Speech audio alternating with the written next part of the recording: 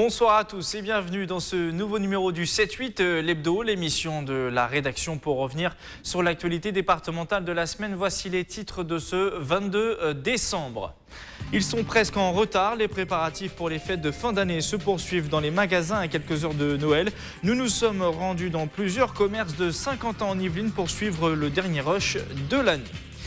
Deux ministres à candidats, deux candidats à président. Emmanuel Macron et son mouvement de la République en marche ont réalisé une percée politique inédite en 2017 pour évoquer cette année qui paraît être si particulière. Shaïnès Taleb sera notre invité fil rouge, la référente LREM dans les Yvelines.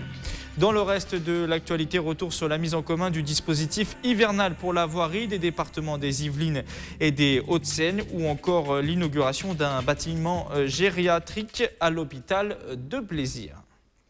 Noël, c'est donc ce dimanche. Vous êtes sûrement en train de vous préparer, faire à manger, chercher la meilleure tenue. Les magasins, eux, font face à un raz-de-marée de clients. Près de 3 Français sur 10 achètent chaque année leurs cadeaux lors de la dernière semaine. Forcément lucratif pour les magasins qui enregistrent à cette période précisément 20% de leur chiffre d'affaires de Noël. Des courses de dernière minute qu'a pu suivre et constater Mickaël Elmidoro à Saint-Quentin en Yvelines. Thomas Barouin, 21 ans, a profité de sa pause déjeuner pour faire un détour au magasin de jouets de Montigny-le-Bretonneux. Son objectif, trouver un cadeau pour son cousin à quelques heures de Noël. J'aime bien m'y prendre à la dernière minute. Noël, c'est pas très représentatif pour moi, donc j'y fais jamais vraiment gaffe. Et puis juste avant, je me dis que ça serait bien que j'achète quelque chose, donc je vis toujours de la même façon et je pense que c'est pas prêt de changer. Au total, ce sont 3 Français sur 10 qui viennent acheter leur cadeau la dernière semaine. Un achat de dernière minute qui peut ressembler à un véritable casse-tête pour les clients. Là, je suis avec ma sœur au téléphone, comme ça on est deux à choisir en même temps. Qu'est-ce que son fils il aimerait, sa fille, mes enfants, on échange les idées quoi en fait. Parce que c'est pas évident, ils ont tous les enfants aujourd'hui. Bon, je vous laisse parce que je suis quand même pressée. Au revoir. Un casse-tête également pour les boutiques. Ce magasin de jouets qui enregistre 15% de clients supplémentaires dans les derniers jours se retrouve en rupture de stock sur plusieurs produits. À 3 jours de Noël, bien sûr, il y a de la rupture sur certains produits, ça c'est sûr. Donc après, soit ils continuent à chercher désespérément, ou soit ils se rabattent sur autre chose. Dans cette chocolaterie de Montigny-le-Bretonneux, c'est également la course aux derniers achats de Noël. Cette période de l'année représente 50% du chiffre d'affaires annuel de la boutique, avec des pics à 15 000 € la journée. Beaucoup plus de monde, donc on est quand même, hier, on était sur une journée à 180 clients jour. Aujourd'hui, je pense qu'on va faire à peu près 200 clients jour. Demain, on va faire 220, 230 et jusqu'au samedi comme ça, on va monter presque à 300 clients jour. Derniers achats programmés pour ce week-end, la carte bleue risque encore de chauffer. Alors voilà pour vous, je vous souhaite de bonnes fêtes à vous. Bonne fête de Noël et puis à bientôt monsieur. Merci, au revoir. Au revoir monsieur. En bref, dans l'actualité, une cinquantaine de salariés a manifesté jeudi à Trappes devant l'hôpital privé de l'Ouest parisien. Des salariés qui s'opposent à la délocalisation dans le Val d'Oise des services des ressources humaines et comptabilité de l'établissement. Un déplacement qui devrait concerner 9 salariés de l'hôpital trappiste. Au chapitre politique, les élus départementaux ne sont pas encore en vacances. Ils votaient ce vendredi à Versailles les dernières mesures 2017 en conseil départemental à l'ordre du jour, notamment la réforme de la restauration scolaire pour les collèges yvelinois, mais surtout le débat d'orientation budgétaire, un débat suivi par Nicolas Dandry sur place pour les précisions. Hausse des investissements, maîtrise des dépenses de fonctionnement et augmentation des recettes fiscales par rapport à 2017. Ce sont les 3 tendances qui ressortent de l'orientation budgétaire du département votée ce matin en séance. Près de 300 millions d'euros de dépenses d'investissement, prévues notamment pour la construction de routes, la rénovation de collèges ou encore pour aider les communes. Concernant les dépenses de fonctionnement, si le RSA, l'APA et la PCH semblent augmenter, l'aide sociale à l'hébergement devrait connaître une baisse. Sur le volet fiscal, la hausse des recettes s'explique par l'augmentation de près de 10% du droit de mutation à titre onéreux, notamment grâce au dynamisme du marché de l'immobilier. Mais écoutez Pierre Bédier justifier ces évolutions. Alors, ces droits de mutation sont proportionnels au nombre de mutations. Donc là aussi, le taux n'augmente pas, mais les transactions augmentent. Dans les dépenses sociales, il y en a qu'on maîtrise, il y en a qu'on ne maîtrise pas. Le vieillissement, on ne le maîtrise pas par définition. Mais il y en a d'autres où, effectivement, on rationalise les dépenses. Autre sujet abordé lors de cette séance, le changement de la gestion du service de restauration à travers une société d'économie mixte à opérateur unique, c'est-à-dire que le département veut faire appel à une entreprise pour gérer ce service public. Une réforme qui rencontre l'opposition des syndicats. Comme vous le voyez à l'image, ce matin, ils étaient mobilisés devant le conseil départemental lors de la séance. Autre point aussi, des plans de rénovation urbaine ou encore des aides exceptionnelles attribuées aux communes. Certains disent que cette année marque et marquera un tournant politique pour notre pays avec la mise à mal des partis traditionnels, qu'ils soient de gauche ou de droite, et l'élection du président le plus jeune de la Ve République, jamais élu auparavant. D'autres critiquent ce semblant de nouveauté et s'inquiètent de l'exercice du pouvoir par un président qui déciderait de tout. Pour revenir sur cette année politique 2017 si riche, en surprise, Chahinès Taleb est avec nous en plateau. Bonsoir. Bonsoir. Vous êtes la référente de La République En Marche pour les Yvelines. Quel regard vous portez, vous, sur cette année politique? Vous avez rejoint très tôt le mouvement En Marche dès sa formation. Est-ce que vous pensiez concrètement, il y a un an tout juste, en décembre 2016, que vous seriez là, dans cette situation un an plus tard? Est-ce que vous le pensiez vraiment, ou alors vous avez vous-même été surprise par la tournure des événements? Alors, je ne dirais pas que je pensais que je serais là à ce moment précis avec vous aujourd'hui, ce soir, mais je pensais qu'il se passait quelque chose et que nous étions en plein renouveau. Les Français en avaient assez de l'ancien monde politique, du clivage gauche-droite. Ce que les Français voulaient vraiment et souhaitaient vraiment, c'était transformer en profondeur la France et puis faire en sorte de révolutionner, de rabattre les cartes du paysage politique. Et là, je me suis dit, il se passe quelque chose, les gens veulent que ça allait change. aller aussi loin, à ce point-là?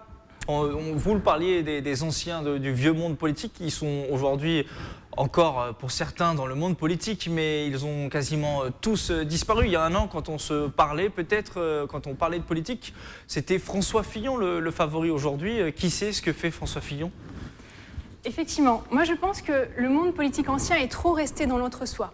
Ils ont été dans une logique beaucoup trop individualiste et dans une logique d'élection, de penser à leur réélection, alors que les Français avaient besoin qu'on leur parle, qu'on s'intéresse à leurs problématiques. Et l'idée vraiment, c'est que le mouvement En Marche est allé à la rencontre des citoyens et des citoyennes en leur disant « mais qu'est-ce que vous avez à nous dire concernant les problèmes de la France ?» Ça a été l'opération de la Grande Marche, donc une opération de porte-à-porte qui a permis de dresser un état des lieux, un diagnostic du pays. C'est ça l'élément déclencheur selon vous qui a fait que ça a basculé un moment? Je pense que l'élément déclencheur, ça a été renouer le lien et aller écouter tout à chacun sur le terrain pour lui dire et qu'est-ce qui marche en France et qu'est-ce qui ne marche pas, et s'il y avait une chose à changer, qu'est-ce que ce serait? Alors quand vous regardez cette année 2017, est-ce que vous vous dites pas parfois c'est un peu trop, toutes ces victoires électorales, toutes ces réformes lancées, cette image d'Emmanuel Macron avec des sondages qui se portent aujourd'hui très bien, cette image aussi positive au niveau de l'Union européenne, au niveau international, aujourd'hui il représente quelque chose, on le sent. Est-ce que vous ne dites pas à un moment forcément ça va se retourner, ça ne peut pas durer 5 ans comme ça? Est-ce que vous vous préparez à des lendemains quand même un peu plus compliqués? Alors, on se prépare à tout, mais ce qu'il faut savoir, c'est que clairement, on a véritablement fait une révolution dans le paysage politique.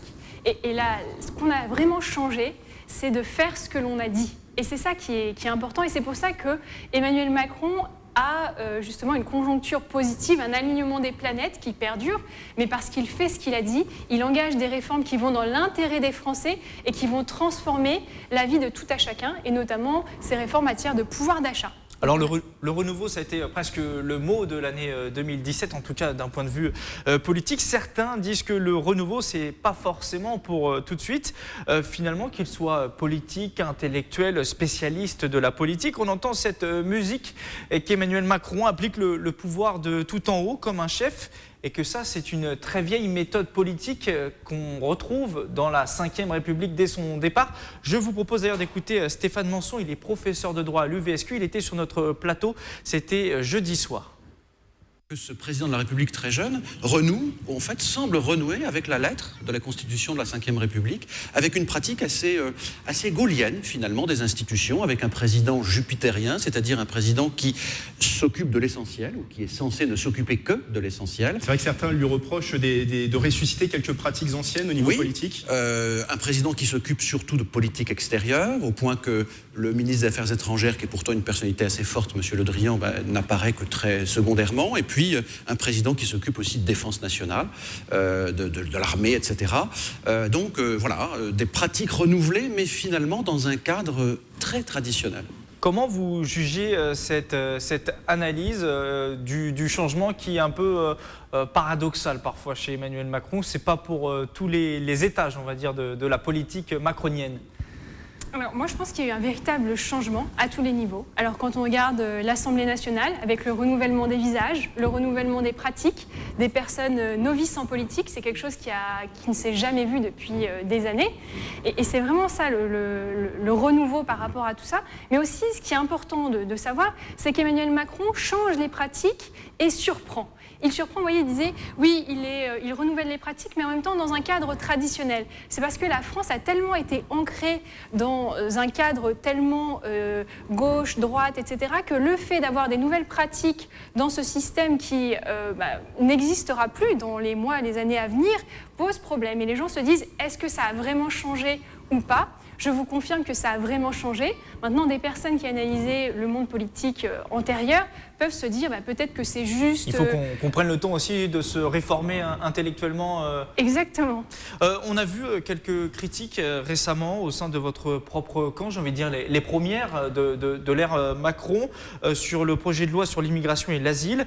Vous qui êtes une ancienne des jeunes socialistes, est-ce que vous êtes attentif par exemple à ce qui peut se faire sur ce sujet-là? Les mesures concrètes, on va les voir se dévoiler en 2018. Est-ce que ça pourrait être une ligne de fracture pour vous si ça va trop loin, ce projet de loi? Alors, moi, ce que je voudrais reposer, c'est le débat par rapport à ce projet de loi. Ce qui est important, c'est qu'aujourd'hui, le Premier ministre est dans un temps de discussion et d'écoute.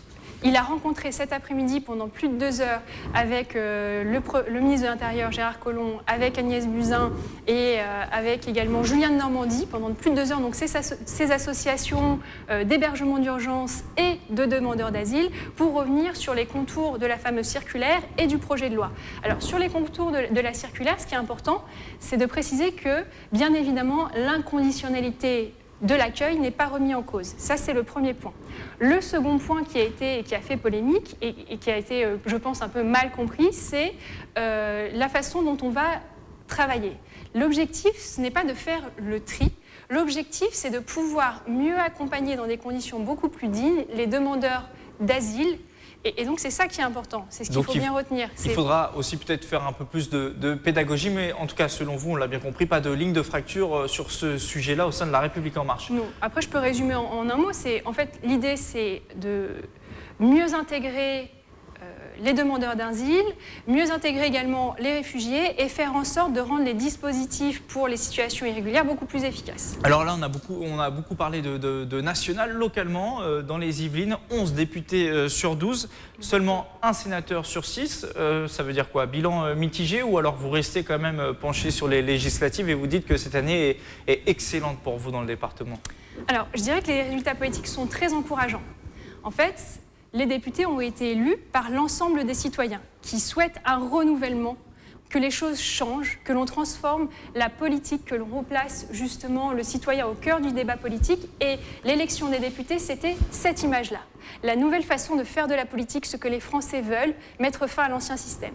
En revanche, pour les élections sénatoriales, c'était une autre donne. Parce que ce sont les grands électeurs, on le sait, les élus d'avant en fait, qui ont voté. Du coup, ce qui compliquait votre tâche. En revanche, vous avez loupé le coche à Saint-Rémy-les-Chevreuses. Il y a une élection partielle dans les Yvelines. Ça aurait pu être potentiellement votre première victoire dans une mairie en France. Finalement, vous loupez le coche à 22 voix près.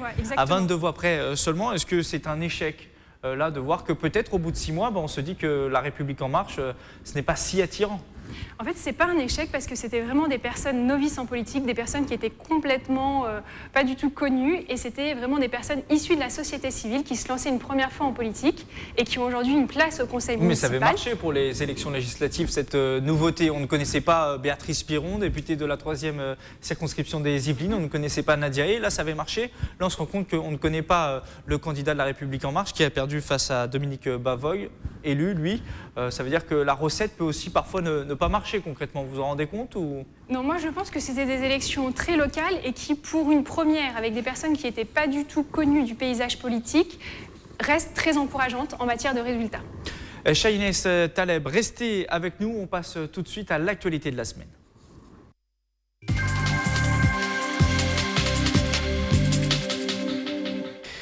Les Yvelines et les Hauts-de-Seine ne lâchent pas et persistent dans leur projet de rapprochement. Après l'archéologie et l'adoption notamment, l'entretien des routes pendant la période hivernale devient une gestion mutualisée entre les deux collectivités. Près de 170 agents sont ainsi déployés sur les routes jusqu'à la fin de l'hiver pour faire face aux intempéries. Les précisions avec ce reportage. 1500 km de voirie à entretenir ensemble durant tout l'hiver. Le rapprochement entre les départements des Yvelines et des Hauts-de-Seine passe son premier test neige et verglas, avec une mise en commun des moyens humains et matériels pour assurer une circulation optimale jusqu'à la fin de l'hiver.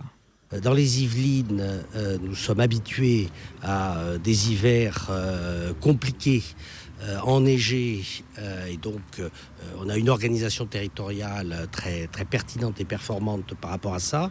Les Hauts-de-Seine, eux, ont une organisation différente, puisque c'est un département plus petit, plus ramassé, plus urbain. Plus de 30 saleuses, 4000 tonnes de sel et 169 agents mobilisables jusqu'en mars. Les moyens sont importants pour assurer la bonne circulation. Le département des Yvelines pourra notamment profiter du système CITER, développé chez son voisin depuis 20 ans, une technologie qui permet un fonctionnement plus efficace des feux et des carrefours. On a mis en place un réseau de capteurs dans la chaussée qui permettent de vérifier en permanence le trafic, la quantité de trafic et les taux de congestion. Et à partir de ces données, en fait, le PC CITER envoie vers les automates qui font fonctionner les feux tricolores des ordres de temps de verre pour chacun des mouvements. Des temps de parcours réduits, moins de pollution, le système CITER sera déployé dans un premier temps dans le nord des Yvelines. Ce dispositif-là, nous sommes en train progressivement d'étudier son extension dans les Yvelines et en particulier sur les secteurs les plus denses comme Seine-Aval. En 2016, les équipes voirie des deux départements ont réalisé 200 interventions préventives. La mutualisation des moyens a pour but également de démontrer l'intérêt d'une fusion entre les Yvelines et les Hauts-de-Seine. Une fusion toujours suspendue aux annonces du gouvernement sur la métropole du Grand Paris. Shahiness Taleb, je ne vais pas vous faire réagir sur l'entretien des routes pendant l'hiver, mais sur cette problématique du rapprochement 78-92, parce que c'est aussi ça le but de cette mutualisation, c'est de continuer à prouver que ça marche, ce rapprochement entre les deux départements. On croit comprendre que le gouvernement n'est pas forcément favorable à ce rapprochement, que tout dépend aussi de la métropole du Grand Paris, des décisions qui seront prises. Quelle est votre position à vous, vous qui venez du nord du département? Est-ce que vous seriez favorable à ce rapprochement avec les Hauts-de-Seine? Alors, moi je pense qu'aujourd'hui, il faut prendre les choses dans l'ordre et que chaque chose en son temps. Je pense que dans les Yvelines, nous sommes justement en pleine réflexion par rapport au Grand Paris, pour savoir comment cela va s'articuler, comment cela va se dessiner. Et je pense qu'il est important d'aller à la rencontre des Yvelinois et des Yvelinoises pour savoir quelle est leur perception par rapport à ce sujet de rapprochement qui n'est pas à l'ordre du jour. C'est vraiment de procéder étape par étape. D'abord la métropole du Grand Paris et après éventuellement, selon les frontières de la métropole du Grand Paris, rapprochement ou pas. C'est ça le calendrier grossièrement. Exactement. En fait, notre idée vraiment au niveau du mouvement La République En Marche dans les Yvelines, c'est d'aller écouter ce que les personnes ont à nous dire. Donc récemment, il y a 2 semaines, nous étions sur les marchés, un peu partout dans le département des Yvelines, avec un questionnaire sur le Grand Paris, pour savoir qu'est-ce que les Yvelinois en pensaient et pour commencer à réfléchir sur justement ces différentes thématiques. Mais encore une fois, chaque chose en son temps. Je pense qu'un temps de consultation... On n'aura pas de réponse en tout cas arrêtée aujourd'hui, on l'a bien compris. Exactement. Merci Shahnez Taleb d'être venue en plateau, d'avoir répondu à nos questions. Je rappelle que vous êtes la référente du coup de La République En Marche dans les Yvelines. Merci à vous. Merci à vous. Et puis bonne fête de fin d'année aussi. Également. Dans le reste de l'actualité cette semaine, un outil pour faciliter le travail des gendarmes dans le département. Depuis novembre, ils sont équipés de smartphones avec l'application NeoGend. La technologie leur permet notamment de vérifier plus rapidement certaines informations lors de contrôles sur le terrain. Reportage sur le terrain justement de Nicolas Dandry. Contrôler la conformité d'un permis de conduire, vérifier l'identité d'une personne à travers les fichiers, des missions effectuées avec un smartphone par les gendarmes. C'est le dispositif NeoGend, le nouvel outil technologique distribué à la Gendarmerie nationale des Yvelines. Pour contrôler le véhicule, donc c'est toujours dans la même application, sauf que du coup on va aller dans véhicule et donc on va cocher Fauves véhicule, donc pour voir si c'est pas un véhicule volé, et le système d'immatriculation du véhicule. Pour interroger, on n'a pas... Et voilà. Donc ensuite, directement par le lecteur de la bande, j'ai toutes les informations. Une technologie utile dans la relation avec les citoyens. Dans le cadre de l'opération Tranquillité Vacances, les gendarmes géolocalisent sur le smartphone les maisons à surveiller. Vérification des fenêtres, des portails pour prévenir des effractions. Donc du coup, une fois que tout ça c'est terminé et qu'il n'y a rien à signaler, nous entrons dans l'application notre passage, et ça envoie directement au propriétaire du domicile un email lui disant qu'il n'y a rien à signaler dans sa maison et que nous sommes bien passés. Faciliter le travail entre le terrain et la caserne avec une évolution technologique, d'un ordinateur portable au début des années 2000 à une tablette numérique. Des technologies collectives, on passe à un outil individualisé, à chaque gendarme son smartphone. Il y a le mémento de la police route, donc, qui intègre l'ensemble des infractions qu'on est susceptible de rencontrer. À l'issue, ça part directement au centre de Rennes qui prend en compte la gestion finale du relevé d'infractions. Les infractions répertoriées possèdent leur référence au texte législatif ou réglementaire avec les sanctions encourues. Ce nouvel outil technologique s'inscrit dans les réflexions en cours sur la réforme de la police de sécurité du quotidien voulue par le gouvernement.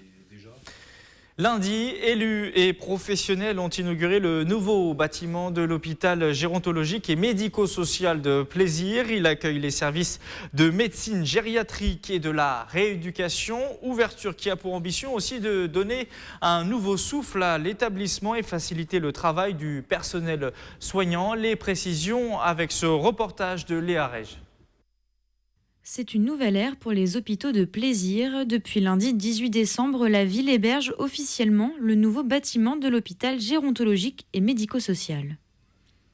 Ce bâtiment, il est consacré principalement à la gériatrie et il permet de traiter les personnes âgées en situation de fragilité tant en hospitalisation dans les premiers et deuxièmes étages qu'en ambulatoire ici dans le rez-de-chaussée. Moderne et fonctionnel, l'objectif du bâtiment, faciliter le travail des aides-soignants. Au premier étage, les postes de soins peuvent accueillir 120 lits. Au rez-de-chaussée, le service de jour peut lui prendre en charge une trentaine de patients. Les élus ont fait acte de présence, Gérard Larcher, Joséphine Colmansberger, l'occasion pour eux d'exprimer les ambitions du centre hospitalier. Mesurer aujourd'hui les plus de 60 ans, c'est 15 millions, bientôt 24, et donc des défis à relever. On passe dans le 21e siècle. On est dans un accompagnement du patient qui est vraiment optimum. 120 millions d'euros, c'est le coût de ce projet d'innovation qui promet de ne pas s'arrêter là, puisque le centre hospitalier de Jean-Martin Charcot et de l'hôpital gérontologique et médico-social vont fusionner. L'objectif de la fusion, c'est pas simplement de faire des économies, c'est d'apporter un meilleur service et un service de qualité. Et le fait, par exemple, qu'il y ait l'équipement scanner et IRM, c'est le symbole d'un service supplémentaire. L'établissement deviendra ainsi le deuxième centre hospitalier du sud des Yvelines, derrière Versailles. Le rapprochement des hôpitaux prendra effet dès le 1er janvier 2018. Plaisir encore et toujours dans l'actualité locale cette semaine avec un projet un peu particulier autour du handicap. Le théâtre Eurydice ESAT a proposé lundi un théâtre participatif, des scènes jouées devant les spectateurs qui sont devenus eux-mêmes acteurs, un moyen de lutter contre les préjugés et de désamorcer certaines situations compliquées. Camille Lambert. Le poste de Francis est ouvert à un recrutement anti-incluant.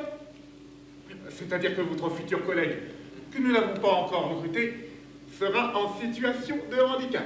L'arrivée d'un nouveau collègue dans une entreprise, une étape parfois inquiétante pour les salariés. Et si les mots sont mal choisis, la situation peut vite déraper. J'ai rien contre l'accueil d'handicapés en entreprise, mais pas dans notre service, et pas maintenant. C'est un théâtre participatif, c'est un théâtre à visée pédagogique. Le principe, c'est qu'on a répété des scènes assez courtes avec des comédiens et ces scènes s'arrêtent toujours sur un conflit, sur un problème. Ensuite, on donne la parole au public pour commenter ces scènes. Essayer que le public essaye de comprendre comment le conflit est arrivé, quelle est la position de chaque personnage. Un théâtre forum créé par la compagnie Le Jour se lève avec les comédiens de l'ESAT Théâtre Eurydice de Plaisir. Chacun d'eux est en situation de handicap. Laurent a rejoint la troupe Eurydice il y a 6 mois. Atteint d'anxiété sociale, ce projet lui tient à cœur. Avant tout, on est des êtres humains, on a des compétences, on n'est pas défini que par notre handicap. Qui vous plaît dans le théâtre, dans la comédie, dans tout ça? C'est jouer une autre personne que soi-même. C'est-à-dire qu'avec le théâtre, on peut devenir qui on veut en fait. Recruteurs, acteurs médico-sociaux et membres d'associations, le public a pu échanger toute l'après-midi. D'autres séances seront programmées en 2018.